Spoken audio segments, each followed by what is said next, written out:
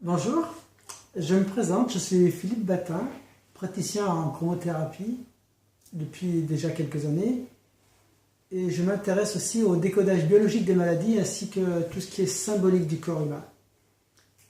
Depuis de nombreuses années en revanche. Et dernièrement, je me suis intéressé à la PNL et aussi à l'énéagramme. Et on peut dire que tous ces outils se complètent et vraiment apportent un plus, on va dire.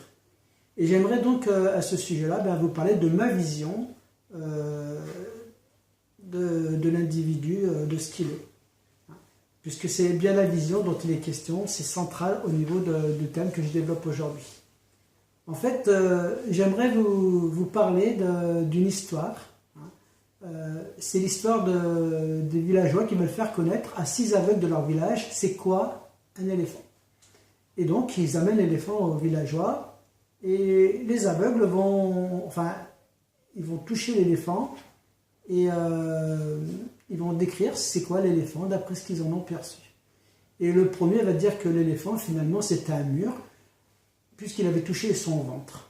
Un autre va dire que l'éléphant, c'est un pilier, puisque lui, il avait touché sa jambe. Un autre va dire que l'éléphant, c'est une corde, puisqu'il avait touché sa queue. Un autre va dire encore que l'éléphant, c'est un éventail, il avait touché son oreille. Un autre va dire que l'éléphant, c'est une lance, il avait touché la défense. Et enfin, un autre va dire que l'éléphant, c'est un gros tuyau d'arrosage, puisqu'il avait touché la trompe. Voilà. Et on peut dire que chaque aveugle, dans sa description, avait raison, puisque c'est ce qui était question. En fait, ils avaient raison, mais de façon partielle, on pourrait dire. Et nous, donc, en tant que voyants, comment voyons-nous les choses? Et donc, on va revenir, donc, encore une fois, à la vision. La vision, qu'est-ce que c'est que la vision? D'un point de vue physiologique, déjà. On pourrait dire que l'œil, c'est un instrument, et comme un appareil photo, l'image qu'il va percevoir va, au fond de la rétine, traverser. Ce qui est en haut va passer en bas, et ce qui est en bas sera en haut, effectivement. Ça, c'est une première chose. Ensuite, on peut dire que on a une vision croisée, c'est-à-dire que ce que l'on voit avec l'œil droit va être lu par le cerveau gauche, et ce que l'on voit avec l'œil gauche va être lu avec le cerveau droit.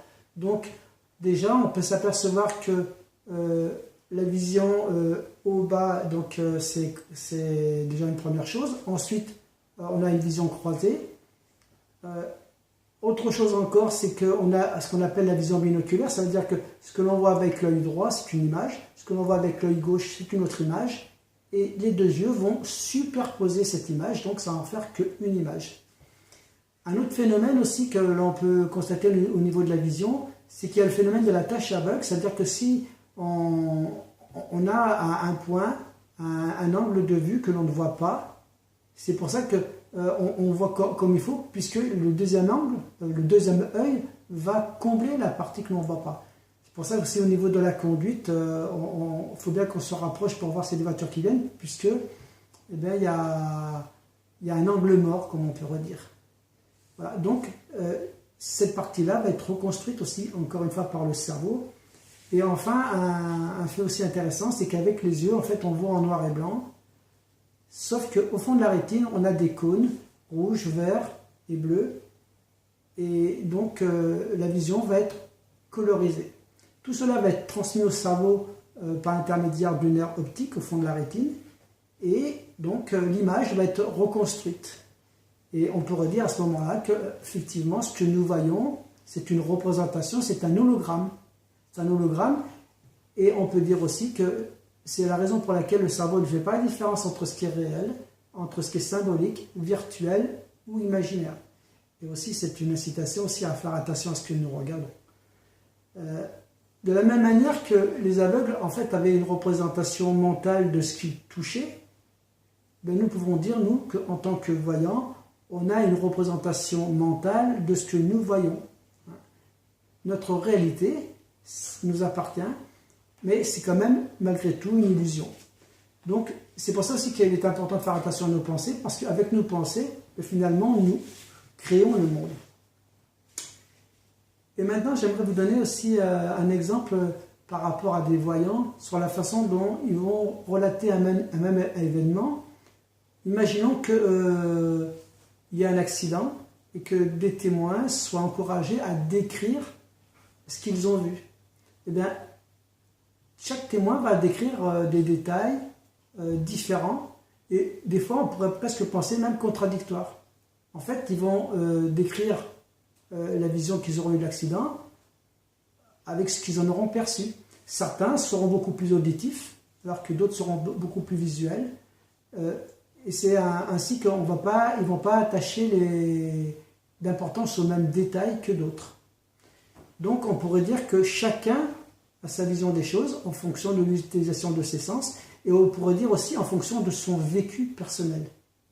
C'est pour ça que l'on peut dire que la carte n'est pas le territoire parce que chaque individu va filtrer le monde en rapport avec son vécu. De la même manière que l'éléphant n'est pas un mur, c'est une représentation mentale, eh bien ce que nous voyons nous, c'est notre représentation mentale. Et on peut se promener avec une personne, voir la même chose. En fait, la même chose peut être devant nos yeux, mais on peut en avoir une représentation différente.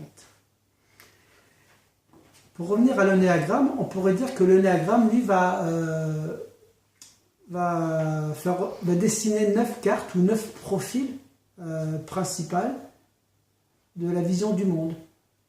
Et ces profils vont interagir les uns avec les autres.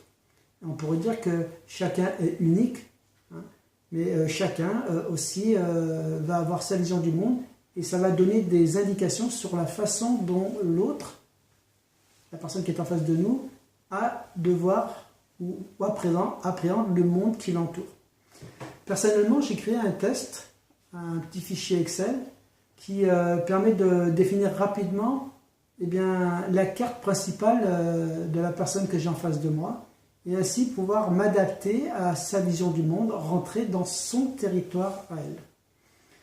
Pour revenir à mon activité principale de chromothérapeute, j'ai pu aussi m'apercevoir de façon statistique que chaque profil va avoir des préférences chromatiques identiques à peu près. C'est-à-dire que chaque profil va aimer plus certaines couleurs et pas aimer d'autres couleurs. Et donc c'est important puisque quand on étudie les couleurs, on s'aperçoit qu'en fonction des couleurs que nous aimons ou que nous n'aimons pas, on va développer ou pas certaines maladies, certains organes vont être touchés ou pas. Voilà. J'aimerais, si vous me le permettez maintenant, dans une prochaine vidéo, vous parler plus en détail de la symbolique naturelle des couleurs et de leur pouvoir de guérison. C'est pour ça que je vous donne rendez-vous sur mon site, si vous voulez télécharger le fichier. Et je vous dis en tout cas, avec plaisir, à bientôt pour un nouveau rendez-vous au sein des couleurs. Merci.